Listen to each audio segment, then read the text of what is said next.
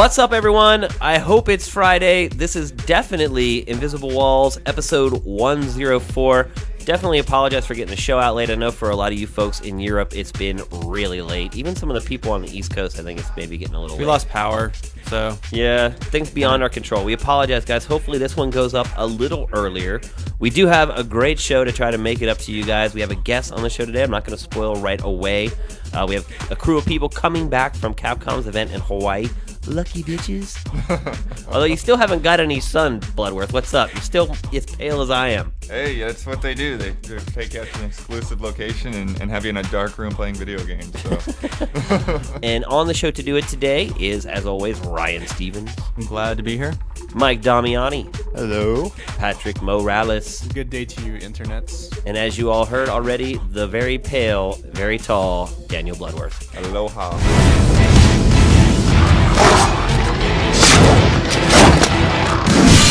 All right, so aloha to you too, Bloodworth. If you can't tell, I'm a little jealous you got to go on the trip to Hawaii, but you were working while you were there, right? Yeah, most of the time. It's pretty slow pace, so it gave a lot of focus on each game. Now, obviously, the biggest game to come out of the event, Marvel vs. Capcom 3, 10 years in the making. I think it looks really good. I mean, some of the guys here, the more the artists and the comic book guys are splitting hairs and really picking apart the models and stuff like that. They don't like how beefed up Wolverine looks and all that. But, yeah, I think Jeremy Hoffman said that Wolverine has tits. Yeah, he would know. But the thing I like about it is just the shading. You know, the shaders really make it look to me like it's been inked like a comic book. Yeah. Oh, yeah, the kind of line shading stuff. That's really cool. I don't think I've seen that done before. And now, did you see the game live being played? No, it was the same trailer. So could it be almost just the same like trailer. Street Fighter 4 where we saw this really cool ink stuff and then that ultimately never was incorporated fully into the game? Because, I mean, they've said, time and time again that this is the in-game model. And at the end of the trailer, you see, Ryu doing the Hadouken. And you can see that, like, okay, it's not quite as sharp as it is in the trailer because obviously they handed that off to a post house to do. But, it's the same effects. Yeah, it's the same models. Yeah, we're not exactly sure right now if what we see in the trailer is actual gameplay, but something interesting that Capcom did note was that the key art assets that have been floating around the internet are supposedly what the game actually looks like. Yeah, those are the models. Yeah, so and that's that kinda brings us interesting. back to the trailer I saw was unedited. The trailer that actually went out to the internet was edited by the ESRB because apparently Morrigan was showing too much cleavage. So they basically just kind of closed the gap there. Why? Because it's they want it to be a T-rated game? I don't think it's changing the game content. It's just because it's a trailer that, they have different guidelines for. Oh, the ESRB. Our good pals. Yeah. So what about the game itself? Are they changing any of the gameplay mechanics? They're saying actually some of the stuff I didn't even pick up on until the fact sheet. They weren't talking that much detail there, but yeah, they are talking about 3-on-3 tag. They're saying the fighting system's going to be kind of between 2 and Tatsunoko versus Capcom, and they say they're focusing a lot on balance this time around. Because you can probably affirm this. I think the reputation is that there's like 56 characters in Marvel vs. Capcom 2 and like 8 that are balanced or less. It's kind of a weird balance because if you kind of break apart each character in Marvel, they're disgustingly overpowered. But when you combine them into like all these teams, they're like strangely balanced against each other. So it's kind of a weird mix, but definitely a little bit flawed, yeah. What about the fighter roster? I want Phoenix Wright. Yeah, we were trying to spot guys in the silhouettes, and people have already pointed out people like Felicia and Deadpool and Dante. A lot of sure bets in there. What's going to be the final number as far as fighters? Have they said yet? They're working on getting 30 in there, and I think it's just a matter of time constraints. If they can do more, they're going to throw in more. Bit of a disappointment considering how many were in the last one. How many were actually in the last one? 56, right? Yeah. But I mean, as Patrick pointed out to me, That's half of what the last game had. Most of those were because they could reuse sprites. Yeah. Right. And wow, that's a good point. And weren't some of them kind of jokey characters too? Like I may be remembering wrong, but like Servbot or Roll and stuff. They had kind a bunch of, like, random throwaways, like Amingo, which is like an anthropomorphic cactus guy. Yeah. And like Ruby Heart, which is like a pirate. Those guys they completely made up.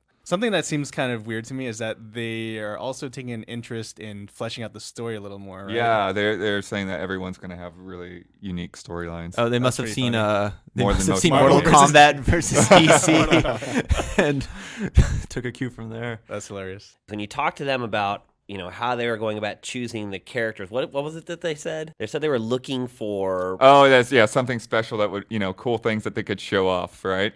And then you have Chris Redfield. I'm like, what's Chris Redfield gonna do? Shoot you in the face. How does that work? Hey man, I'll he show you what's punches special. boulders. Okay, that's cool. So Patrick, you're obviously one of the fighting game aficionados on staff. What are your overall impressions of it so far? You know what? I was really looking forward to Marvel 3 being a 2D game just because I love sprites, but I can't say I was totally disappointed with it. I mean, I'm definitely hyped for it. 10 years of hype and, fans' requests is certainly, no small thing. And I can't wait to see more. And the big rumor is that E3, you will be able to play it, supposedly. So we'll see more or towards then. Let's go around the horn and everybody give us one character that you hope to see in the game. Ryan. I'd love Kitty Pryde. I don't know how she'd work because she can walk through people, which probably wouldn't work too well in a fighting game. But I'd like to see them get her in there with maybe Lockheed, her little pet dragon. Maybe I'm a 12-year-old girl. I don't know. Damiani. They already threw Dante. Well, supposedly Dante's in there from what we deduced. I was really hoping he would be in there.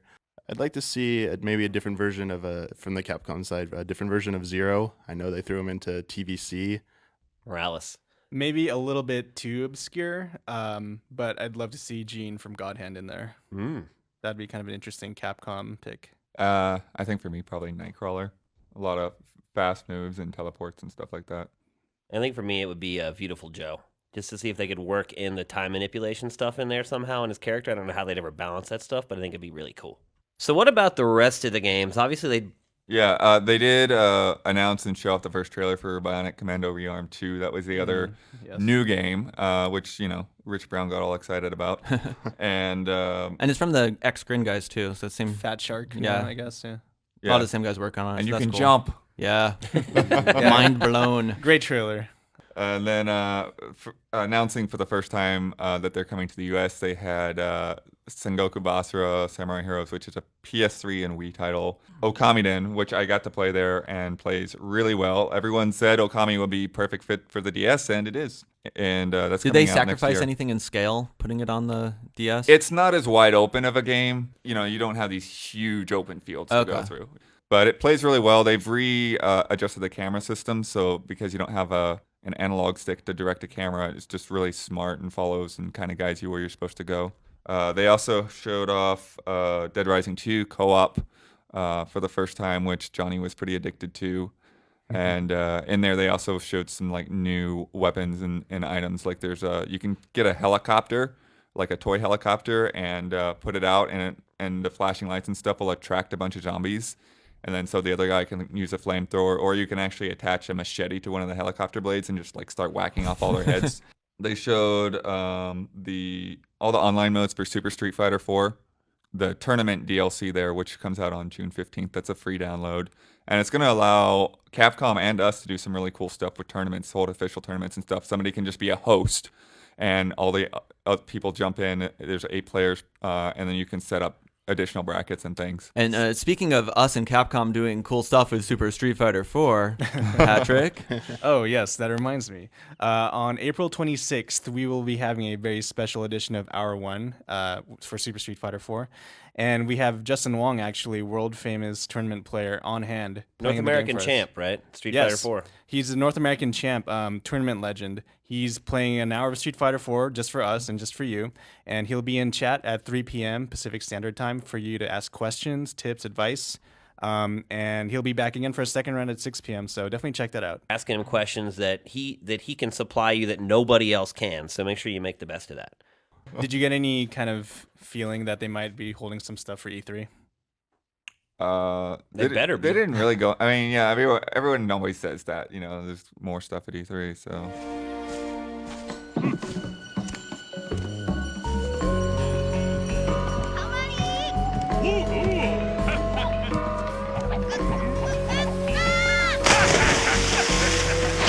All right, next we're going to talk about what Mike Damiani calls the best online experience on the Nintendo Wii, Monster Hunter Tri. Damn right it is. Damn right it is. Then again, it's really good online. But quite frankly, this is what we should have been doing within the first year, honestly. In the first week.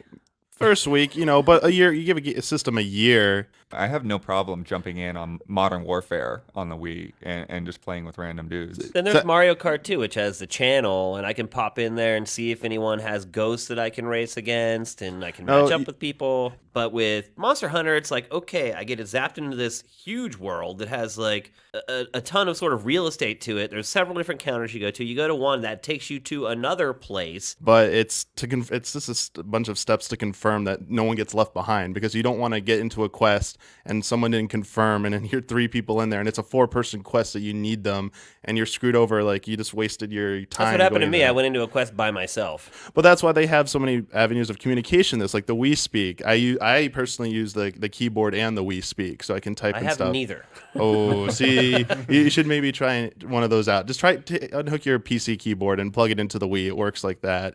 Now, right now, I have a sword that's probably 2 times the size of my So character. you're a great. Then you're rolling as a great blade character. And it takes forever. Once you press the button to attack, it's like 4 seconds before that sword actually comes down. I've had like enemies standing in front of me.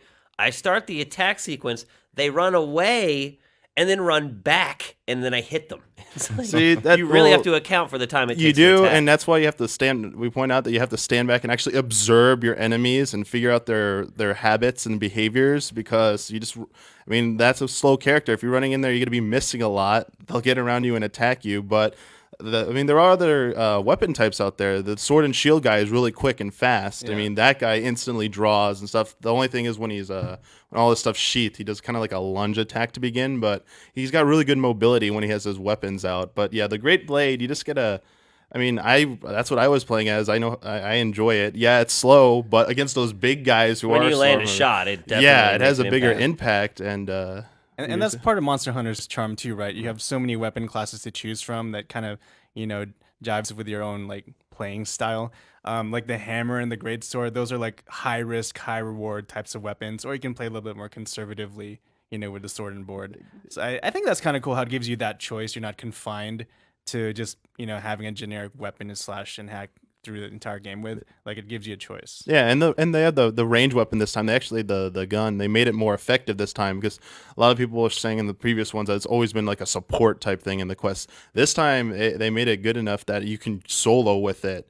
And so if you don't like getting in there, you don't like, figuring it. There's less like detective work you have to do. You can kind of lay back while they're just like, drinking water in a pond or something and just snipe them from afar.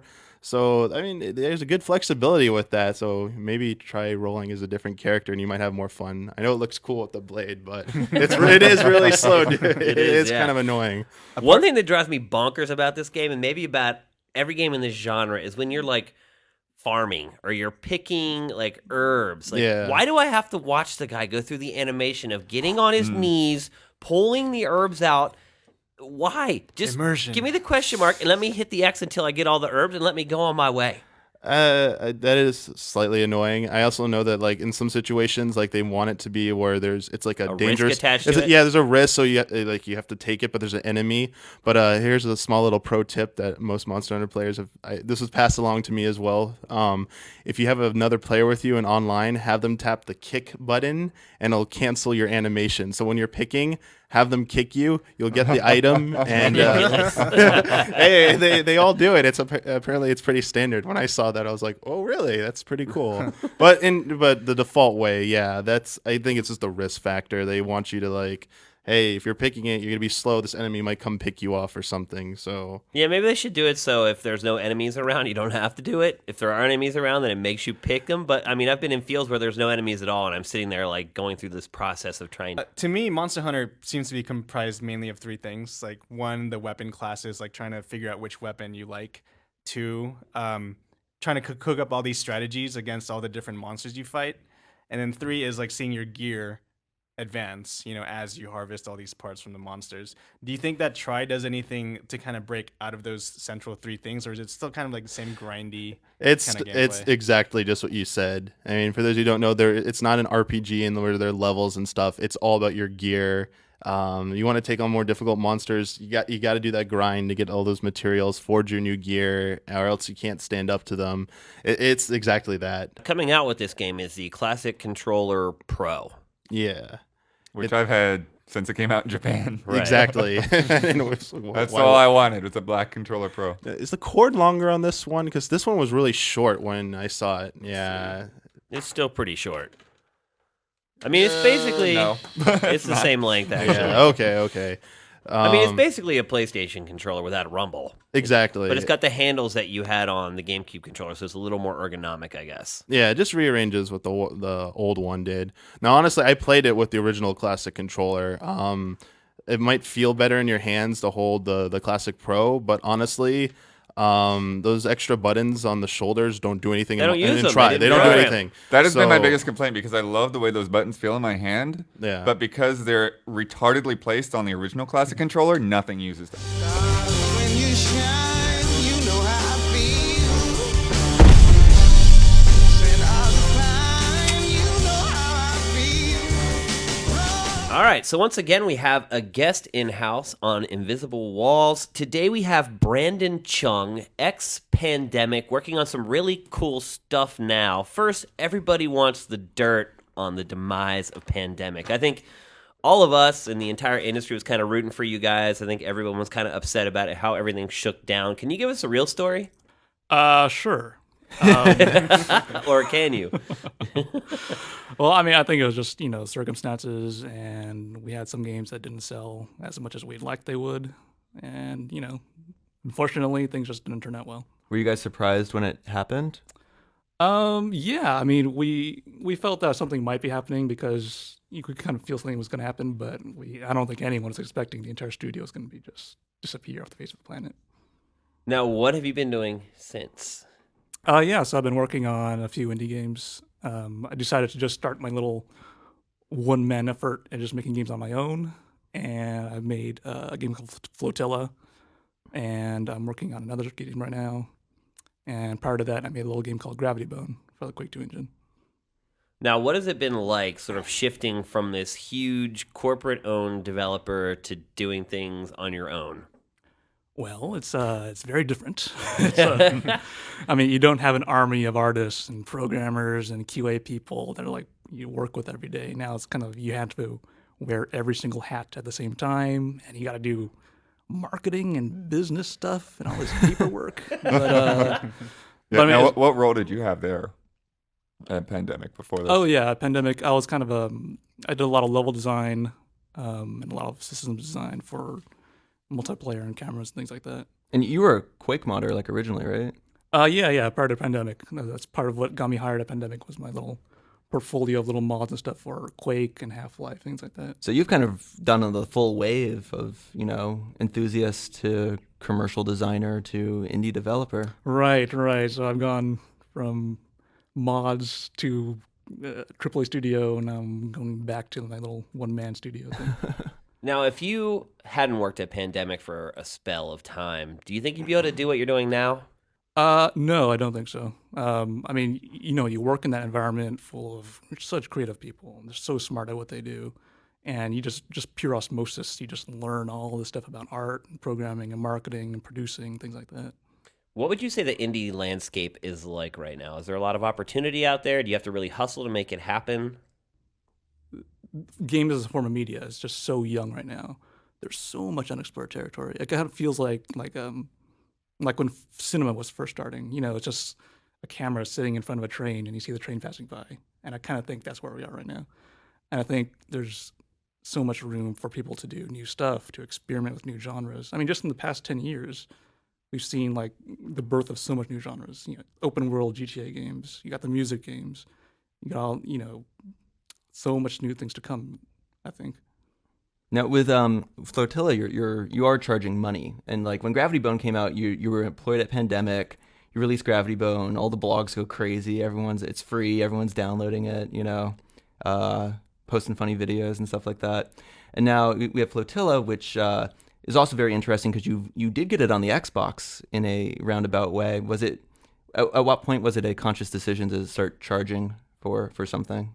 The moment I stopped getting paychecks from Pandemic. I knew what that answer was going to be. Gonna set that one off. I need to put food in my mouth. Yeah. But I decided to, start my own little thing. I kind of had a decision: should I go for the AAA studios again and keep on doing side stuff as I was at Pandemic? But I decided, might as well start now. This is something I've wanted to do for a long time, and might as well just start, give it a shot, see what happens. Can you talk about maybe getting it on Xbox indie games and kind of how was that like a simple thing? I mean, we see a lot of Xbox indie games, but a lot of them just have avatars in them or they're vibrating your controller. I think it's always like the best selling. I mean, when the dishwasher was first announced, it was awesome, but then that became, a published Xbox Live Arcade game. Right. So it's a much more of a niche scene, but what do you feel about the Xbox Live indie game scene, I guess? It's kind of like the YouTube of video games. Anyone with XNA account can make a game and post it up there and get it through the approval process. That's done through other developers. There is no giant overseer of the entire process. And so, it allows anyone to get on there. So that's kind of why we see so much, non-game stuff. Just people can make it in a couple of weeks. I think the best selling game right now is like Baby Maker or something like that. As it should be. Yes. Now, what part of game development that you experienced at Pandemic that while you were working there, you're like, oh, they don't do anything, or that's easy, and now that you have to do it yourself, you're like, oh, snap, that's not what I thought it was? You know what? I think I don't think there was anything easy about the process. Pretty much every step of the entire development process just takes so much work. No, I take that back, actually. The one thing I thought that wouldn't be so hard was, thinking up of getting the game out there, and actually has taken a fair amount of work to get people noticing your stuff. What's next for you? Bring more people on to work with you? Yeah, I'd like to. It's kind of a lot of work for one person. I bet. I'm not living in a box yet, and Flotilla's sold enough to pay my rent for a while. So, Oh, congrats. yeah, Congratulations. it's very cool. Yeah. I'm very excited. And I've played a little Flotilla, and I played Gravity Bone back in the day, and I just want to say you're kind of a weird dude. You seem very normal here, but when I was playing Gravity Bone in particular, Flotilla is a very tongue in cheek, but Gravity Bone you made while you were working probably 80 hours a week at Pandemic, so you must really like games, and you're making really cool stuff, and just hope you keep doing it. Can we expect to see anything more on the weird side from you? Yeah, I'd like to continue with the Gravity Bone stuff sometime down the road. Awesome. It's You heard it definitely here a first. Any message for our viewers that may be looking into making their own games? Any advice you can give them? Yeah, one thing that helped me was to just not think about how good your game is going to be. Just make something and get it out there, and you will fail many times like I have. But eventually you start failing less. Well, Brandon, thank you so much for stopping by. Really appreciate you taking the time out of your schedule. Obviously, you probably don't have a lot of free time if you're doing this all on your own. So congratulations on your success so far, and we can't wait to see what you do in the future. Great. Thank you all very much. Zeus! Your son has returned. Next, we're going to talk about the NPD report. All I can say is, Kratos, you've made lots of money. Is that the Ghost of Marcus? That's the Ghost of Dun. Sparta. He made a shit ton of money, in fact. Definitely the top-selling game of the month. Deservedly so. Unless you combine the Pokemons. Yeah, we're not going to do that, though. Let's give I Kratos just like his how due. much difference is between the two Pokemon games. Yeah, right. Oh, That's Yeah, kind of that's funny. you don't know anything about the love hate between Heart Gold and Soul Silver? You started to tell me about this, and then I think I just Dude. tuned it out because it was. I'm on the Soul Silver team. When we posted our review, dude, and then when MPD came out, commenters were like, "Confirmed, Soul Silver is the greater one." Because I don't know how they hate the different versions It's because just a of the cover monster, right? No, there's about like 15. There's actually 15 different Pokemon you can capture in each one. Right. But then you can trade for them and stuff. So they're still the same damn game. But Yeah. fans are so loyal. But yeah, it's Hundreds just of funny to thousands see. of differences in loyalty. It's nuts. Final Fantasy 13, biggest launch for Final Fantasy ever. Got a And press release from loyal. Square. Loyalty to the PS3. And I have been playing that game. And Which version? Oh yeah, it's almost twice. on I've the been PS3, playing the PlayStation 3 version, and I almost quit after the first 45 minutes of that wow. game. I could not stand it. Dude, the Final Quarters. dialogue is so inane. Who could watch the first hour? My wife was sitting in the back bedroom on the computer, could not see the game. All she could do is hear the dialogue, laughing her ass off. She's like, here's what she said. She goes, "That's the worst game you've ever played." Which also shows she doesn't know anything what she's talking about. That's the but- box quote, huh? Right, is but, that- but it's funny how she looks at games differently than we do, and she's just like, that dialogue is so horrible. And she sat back there laughing out loud at it as I sat in the living room laughing out loud. I will say after the first couple hours and it actually gets into the story a little bit, it does get better. But oh my God, all the rah bullshit in that game. Yeah, team, go. Now you I'm like, see- no, I don't want to go with you jerks. Like, Now you see why I played it in Japanese, right? I totally understand it. And again, it did get better after a while, and I have stuck with it, and I'm continuing to play it almost because I feel like I need to because of my job. But wow, holy cow! Like Square needs to listen to their American team a little more. I think it's just they don't get the culture and how people interact with each other. Nobody says that crap. Anyway, total tangent we got off on there. Battlefield Bad Company 2 did pretty freaking well. Came in at 4th and 8th, which I think is probably, I think it was, double the debut of the first one. I saw the press release from EA. So they're really happy with that. It did a lot better than the first game did, despite some pretty stiff competition. There's new Super Mario Brothers Wii, once again. Yeah. It's the new Wii Play. Still. Why are they releasing Galaxy 2? No, they don't need to, do they? And usually No, they do. Yeah, well, yeah, for us they do. Typically, Nintendo would sit on a game like that, though, and milk the first game as much as possible. So we have to give some props to Nintendo for going forward with their release date for that game. Wii Fit Plus, please. Please. Who doesn't have that yet? It's like the DS. Who doesn't have one? I don't. Yeah, Well, I don't wanna it's not buy even just that. It's like, how are people still finding this as a viable fitness option? It doesn't work. It's like just get a book and that has all the different exercises in it and just.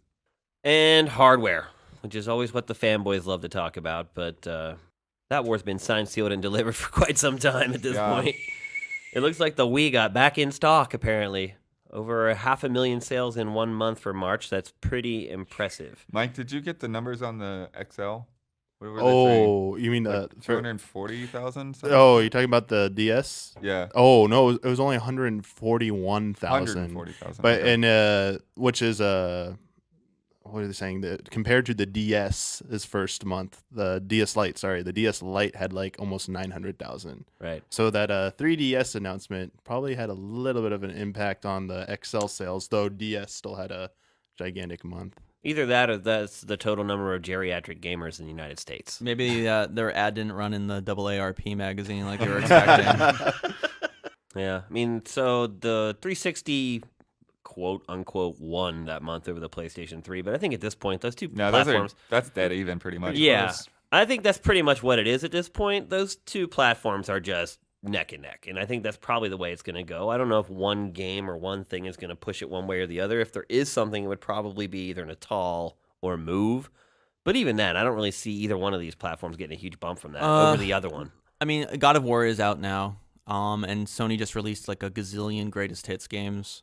Yeah. Like this month, I think they're hitting. I keep hearing from people in the office just getting PS3s, wanting to borrow games from the library and And stuff. there's like Which is weird, though, Killzone because 2 is like $30 now or something. it doesn't look like God of War 3 gave the hardware that much of a bump. While we have anecdotal evidence around the office, we know a few people that bought them for the game specifically. It doesn't look like overall it's really made a big difference for Sony. And I don't think people were holding out for Final Fantasy 13 either. Like, I'm not going to buy a PS3 until it comes out. Yeah, well, 800,000 units of. I mean, the No, but I'm PS3 looking had a at the- good month. Oh yeah, I mean for number 10, software a sports sales. game. Yeah, I mean, MLB The Show. Totally deserved, by the way. Great sports game.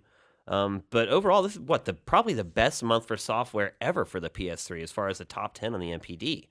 And that's where they're Still making all their selling. money. So congratulations to Sony on a great March. Your hardware didn't go maybe as high as you hoped, but your software did really well. Well, Yeah, at least the PSP, at least it beat the PS2 Yeah, by thousands. Sailors. All right, so we put up a top 10 list recently. I think it was one of our better ones, in all honesty. We went back and looked through old franchises that desperately need a sequel. It was a pretty spirited discussion. Obviously, number one was Shenmue. I don't think anybody's going to have any debate with that, considering the way Shenmue 2 left off. I think that was a pretty obvious pick at number one. How many games was that originally supposed to be again? Like seven? Seven, I It was thought it was. chapters, though, wasn't it? Right, because Shenmue 2 had 2 of the chapters, right? Right. It had like 5, didn't it? It like skipped chapter. Shenmue 1 was one chapter, and Shenmue 2 was chapters like 4. It skipped some, and it was like 4 to 6 or something like that. It was Okay. really weird. It's like how Star Wars starts with Episode 4 and crap like that, you know? I think it'll also never happen. I mean, they lost so much money on this franchise. Oh, yeah. Well, the funny thing is that they, But now they have them in could Sega use the Racing. Yakuza engine and just do it. I mean, that's all of that stuff. A lot Well, of the you say assets are just there. do it, but just doing it's still 2 or 3 years of work. I mean, Yu Yeah. Suzuki already cost the company. Well, they make a Yakuza game like every year now. And those sell well in Japan. Yeah. They sell really well. Yeah, I think the expectations for Yakuza versus Shenmue 3 are a little different, though. But I don't think we'll ever see it. I mean, it tanked so hard. I ended up, when Sega got out of the console business, I was working at GameSpot at the time, and we were the floor below them. And they basically just emailed us and was like, yo, guys, you want to come upstairs and buy some shit? We were like, all right. So we go upstairs. It was the saddest thing I've ever seen, still to this day in this industry, was watching Sega's fire sale. I mean, literally, I got Shenmue 2 for like $3. Every Dreamcast game was $1 or $2. Dreamcast controllers were like $1. I mean, it was just this fire sale of Dreamcast stuff. It was so sad. But I think that was the day I realized that we'd probably never, ever see Shenmue 3, unfortunately. Dreamcast 2. You got to believe. What do you think, special guest Brandon Jones? Yeah. Greetings. Brandon is on the show today. Well, actually, there were a lot of games on this list that I got gameplay for the countdown, but I never played Shenmue. I never played Panzer Dragoon Saga. And so a lot of this stuff, I never beat Strider. That was nice. It was nice to go back and actually finish the first game. I never actually finished that stuff. But yeah, Shenmue's lost on me. I didn't at least get to the end of Shenmue 2, but I guess it's kind of like the end of Halo 2. You know, it's just like, oh, well, so clear what 3 is going to be. It just never happened. Now, that's interesting that you hadn't played some of these games. So since you have this fresh perspective, we have a little nostalgia perhaps clouding our judgment. What are the games that you went back and played again where you like, are these guys crazy for putting this on the list? Was there any? No, not particularly that I can think What'd of. you I think know of that's not a very Shenmue, having exciting never answer, played but, it? Yeah, I couldn't see myself going through that game. I think my favorite thing, just from a raw technical perspective, was that there's so many people walking around that you can't see them. There's so many times I'd be going down the street and I'd be like, why am I not? And then like, oh, there's a guy on a bike in front of me who Yeah. didn't load Guy in a Santa for the Claus 10 outfit. seconds until after like. So I think that was the initial, that because it's some of these games hold up, even though you go back and you think like, oh, okay, I gotta, like Skies of Arcadia, like I gotta get ready for these load times. You know, it's like every time you get a random battle, it's like there's the environment, and then oh, there's me, and then oh, there's who I'm fighting. But yeah, Shenmue, I don't think I could overcome that hurdle. Yeah, I think they would have to change that game drastically at this point to make it relevant as well. I don't think they could just make a straight up sequel and people would still enjoy it. I It'd think be like a Bejeweled clone or something. It's just rare that you have games that are so heavily story based with that many characters that just never finished. Now, what did you think of Panzer Dragoon Saga? That is sort of the game in the industry that's held up on a mantle. It's one of the most expensive games you can buy used. We paid, what, $200 for the copy. What do you think of it? I think it's cool. It's pretty awesome. Yeah, it's really fun. Ugly as sin right now, though, right? Oh yeah, but It's ugly as sin. it really shows how much playtime, as far as like speed, loading times, like in role playing games, and just play control. Just controls really well. Everything's very fast. Like the fights are really quick to get in and out of. You're constantly moving forward. It's like you can branch out and explore a little bit, but it's still linear. Like you're not confused with where you need to go. It does the good balance of getting you with like the kind of on-foot exploration, like an intriguing story. It's so dark. I mean, even Panzer Dragoon Orta was really like just kind of depressing. And then the whole like air combat is really like It was interesting going from Skies of Arcadia to Panzer Dragoon because there's some crossover there. A little bit, yeah. But good point is when I first got into a ship in Skies of Arcadia, I took off in the wrong direction and was going, I'm like, I should need to turn around because there's no map, there's nothing pointing you in the right direction. Whereas like Panzer's very streamlined. They did a really smart. And it's a much job older designing game that. than Skies. It was also interesting too because I was a big original Panzer Dragoon fan, so I thought like getting into this would be like, I just want to play the old version. But it's a very interesting game. I'd love to see that battle mechanic, like shifting sides. Now, if during you battle. had paid the $200 out of your own pocket to play it on your own Saturn, would it be worth the money? Well, I'd have to buy my own Saturn. Well, you along can with get the that for $200 about to buy the $10. initial game. Yeah. There's a lot of people out there that are. I mean, this game has a lot of mystery behind it. It's hard to find, and it costs a lot to buy. Do you think it's worth it to somebody who would be interested in purchasing it? It's so tough from my perspective because I have so little time to actually play games recreationally. So I don't know if I would. Put that much time into it. It's a great game. I've never played an RPG like it, and like I said, for the time period, for $100. the early beginnings of 3D role playing, it is a very fast-paced game. You I can put it was in a safety surprised how deposit much box and progress I wait. made.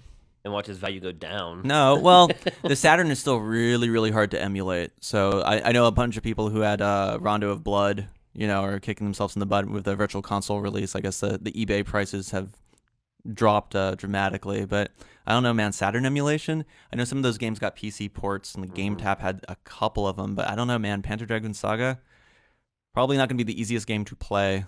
I thought Killer Instinct on this one list is the one that when I've been talking to friends about this, I'm like, I got this great countdown coming up. A lot of them are like, Killer Instinct, really? Ultima got a web game release this week. Yeah, I saw that. That's kind of horrible. The name's And, still alive. And Star Fox, we've heard some twittering and twattering Yeah, about Kami has that. Twitter. guy I from hope Platinum. Nintendo comes and holds a gun to my head to make the sequel. What the heck would that game look like? I have no idea. Like, I think we got some Maybe some some footage giant that will run. dragons flying around. we have a Here's Star leak- Fox 4 a leak right here. screenshot. Yeah, I think we have some exclusive footage actually of the early pre-alpha build. Wow, that was great. That was great, yeah. Yeah, Conquer. I think Conquer is the one thing on this list that still makes total sense because it was all built around pop culture references. So, I mean, so much stuff has happened since the last game. There's just loads and loads of material for the game. But again, I would hope that they would make a true sequel to the game and not make some weird little kid snap together toy thing like they did with Banjo. Also, I remember the multiplayer modes from the first Conquer. I think were my favorite. They were awesome, There were yeah. really some clever, like clearly one-sided multiplayer modes that were just out there for fun. So it'd be fun to see that. With Kid updated Icarus, graphics. that kind of spills out of the whole... That was my number one. That was my fave. I was really glad to see that get on the list. Just kind of because- spills out of the whole Dead Phoenix, Capcom 5 rigmarole that everyone went through back in the GameCube era, where we saw that game and it looked like a Kid Icarus game already when they first showed it, and then it just kind of went away, and there were rumors, blah, blah, blah. Honestly, if you go back and play the old Kid Icarus games, they're not that fun. No, but it just seeing In how fact, they're infuriating. But seeing how these other franchises have embraced that, like the one thing that I think, they're the two big flagship 3D, Zelda and Mario don't really have a lot of projectile combat. Yeah. And so that would be fun, like jumping and flying and shooting stuff with lock on. And like, I think that there's a lot of potential there.